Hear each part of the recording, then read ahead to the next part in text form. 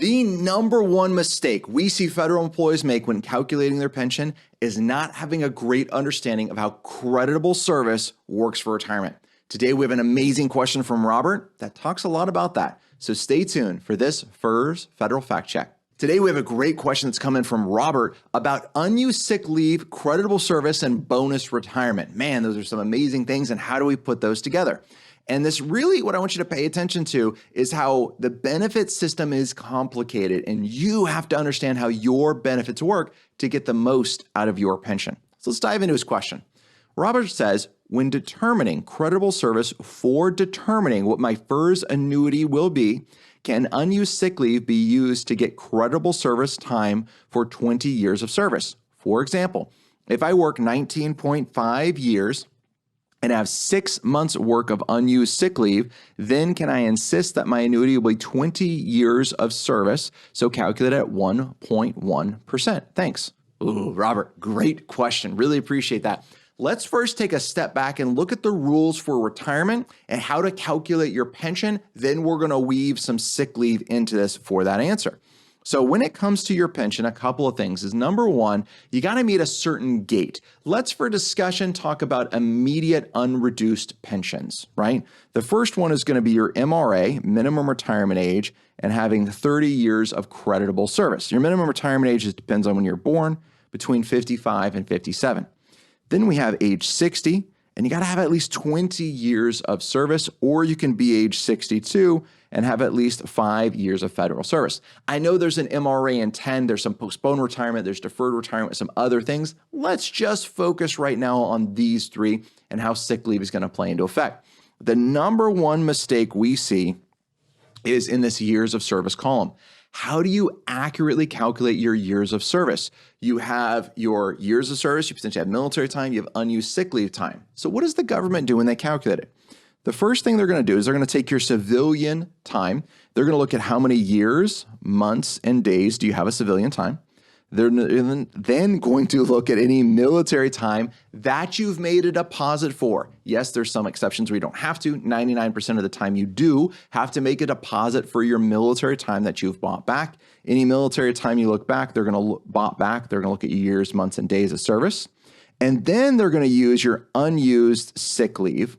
And they're going to say how many years, months, and days do you have in unused sick leave. So in Robert's case, we got to look at two questions. Number one, what makes us eligible to retire? And then how is our pension calculated?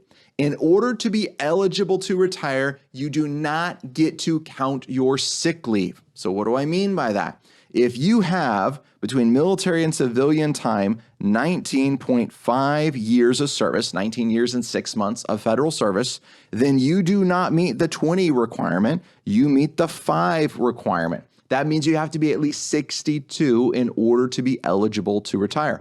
It doesn't matter how much sick leave you have. Sick leave cannot make you eligible to retire. Only military time bought back and civilian time. But in Robert's case, he has 6 months of unused sick leave. So when we go to calculate his pension, how much pension time does he have? Well, in this case, he has 20 years of service, right? We got 19 and a half years plus half a year sick leave. Unused sick leave is added to your pension, which is fantastic. That pesky FERS flu went away in 2010. So we have this 20 years of creditable service.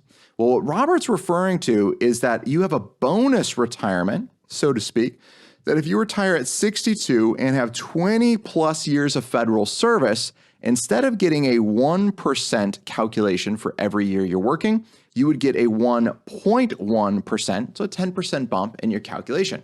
Robert's question is saying, hey, I got 19 and a half years of boots on the ground time. I have 6 months of sick leave. That's 20 years.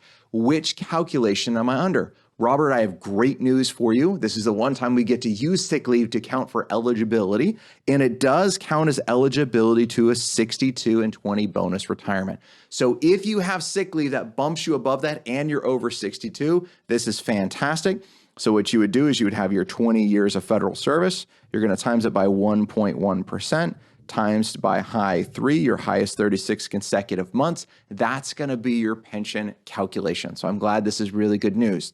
Now, this is important because there's a lot of moving pieces to this. This would be an easy one for HR or OPM to miss. So understanding what your benefits are, communicating those really well to your personnel department, and then making sure what to look for after you retired is so important. If you have questions like this on how your benefits apply to you and complicated things, make sure you're staying tuned to these FERS federal fact checks, and feel free to reach out to our office if you have a question and you need help understanding how your benefits apply to you. Until next time, happy planning.